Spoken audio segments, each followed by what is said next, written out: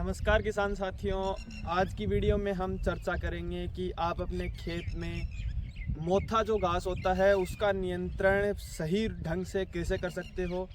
यह विचार करने योग्य बात है क्योंकि मोथे घास की समस्या काफ़ी ज़्यादा किसानों के खेत में बनी हुई है और यह समस्या दिन प्रतिदिन लगातार बढ़ती जा रही है।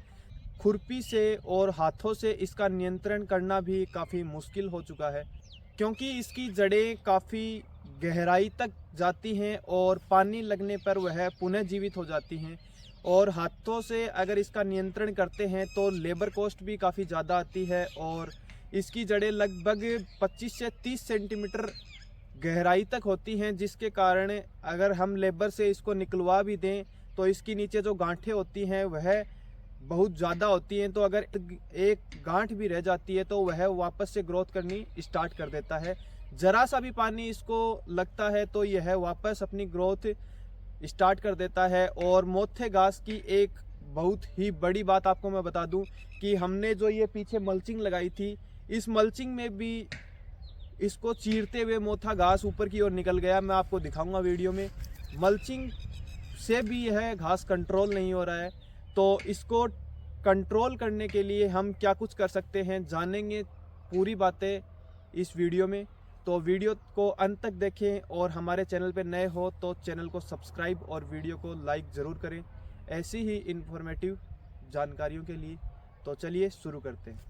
किसान साथियों, मोथे घास को समाप्त करने के लिए हमें इसके पूरे मैकेनिज्म को समझने की ज़रूरत है कि मोथा घास हम क्यों कंट्रोल नहीं कर पाते और जो नॉर्मल हर्बिसाइड हैं उससे भी मोथा घास कंट्रोल क्यों नहीं हो रहा है। किसान साथियों, इसकी जड़ें ज़मीन की सतह से 25 से 30 सेंटीमीटर जो काफ़ी गहराई होती है उसमें इसकी जड़ें फैली होती हैं और इसकी गांठें हैं वो है लगातार, मतलब एक पौधे की अगर मोथे घास की हम बात करें तो उससे 5 से 10 गांठें जुड़ी होती हैं।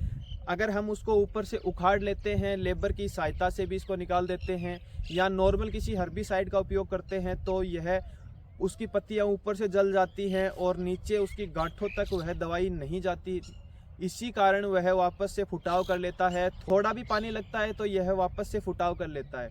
तो किसान साथियों, अगर हम इस मोथे घास को ख़त्म करना चाहते हैं तो हमें इसकी पत्तियों को ही नहीं बल्कि इसके नीचे जो इसकी गांठें होती हैं, इसके नट्स होते हैं जो 25 से 30 सेंटीमीटर गहराई तक होते हैं, उनको भी ख़त्म करना पड़ेगा। कॉमन रूप से आप देखते होंगे अपने खेत में कि आपने अपने खेत से मोथे घास को उखाड़ दिया है ऊपर से या फिर कोई ऐसी दवाई डाली है जिससे उसकी पत्तियां एक समय के लिए तो जल गई हैं, वह समाप्त हो गया है। लेकिन जैसे ही आप उसमें पानी डालते हो, सिंचाई करते हो, अपनी फसल में मक्का, गेहूं या फिर किसी भी फसल में आप सिंचाई करते हो तो वह मोथा घास दूसरे तीसरे दिन ही वापस निकल आता है। यह इसीलिए होता है क्योंकि इसकी पहली लेयर में 2 से 3 गांठें होती हैं और नीचे नीचे नीचे ज़्यादा से ज़्यादा इसकी गांठें होती हैं। वह गांठों से वह पानी लगते ही वापस पौधा निकलना स्टार्ट हो जाता है और इसीलिए इसको कंट्रोल करना काफ़ी ज़्यादा मुश्किल हो चुका है।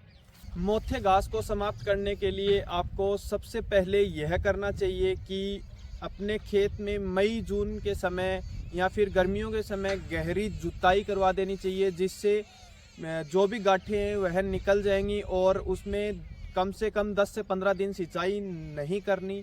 इसी टाइम पे आप जुताई कराइए और मोर प्लाऊ और पलेवा इतना गहरा होना चाहिए कि 25 से 30 सेंटीमीटर वाली जो अंदर इसकी गांठें हो चुकी हैं वह भी निकल आए। और अगर उनमें पानी नहीं पहुंचेगा तो वह ऑटोमेटिक ही 5 से 7 दिनों में सूख जाएंगी और सभी जो भी मोथे की समस्या है वह सूख जाएंगे और वापस वह ज़मीन से बाहर नहीं निकलेंगे। तो सबसे पहला काम आपको यही करना है। अगर हम मोथे घास को हर्बिसाइड से समाप्त करना चाहें तो बहुत ही इफ़ेक्टिव रूप से देखे जाने वाला हर्बिसाइड है वह है ग्लाइफोसेट। ग्लाइफोसेट 40% वाला भी आता है और 71% वाला भी आता है। आपको 71% वाला ग्लाइफोसेट ले लेना है जो SG फॉर्मुलेशन में आता है, वह आपको अपने मोथे घास में यूज़ करना है। तो यह क्या काम करता है, यह उसकी पत्तियों से होकर और उसकी जड़ों में चला जाता है और 25 से 30 सेंटीमीटर तक वह नीचे जा सकता है और वह नीचे जाके उसकी जड़ों को समाप्त कर देता है। अगर जड़ें इसकी समाप्त हो जाएंगी, गांठें जो बनी हुई हैं, जो इसके नट्स बने हुए हैं, अगर वो समाप्त हो जाते हैं तो यह मोथे घास की समस्या भी समाप्त हो जाती है। इस दवा का उपयोग आपको तभी करना है जब आपके खेत में कोई भी फसल नहीं है या फिर आपने गेहूं या फिर चने या फिर कोई भी अन्य फसल की कटाई कर ली है अपनी फसल से और आपका खेत खाली है और उसमें मोथा घास उग गया है, तो आप इसका स्प्रे कर सकते हो।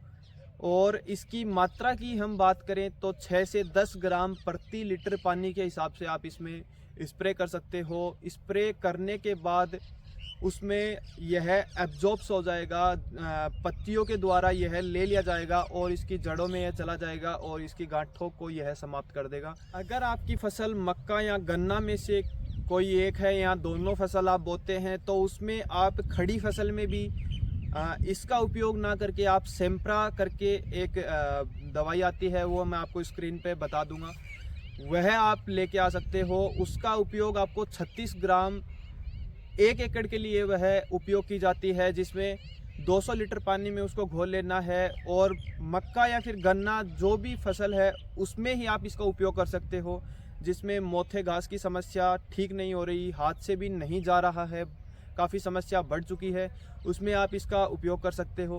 किसान साथियों, वीडियो आपको अच्छी लगी, वीडियो को लाइक करें, चैनल को सब्सक्राइब करना ना भूलें ऐसी ही इन्फॉर्मेटिव वीडियो के लिए। धन्यवाद। जय जवान जय किसान।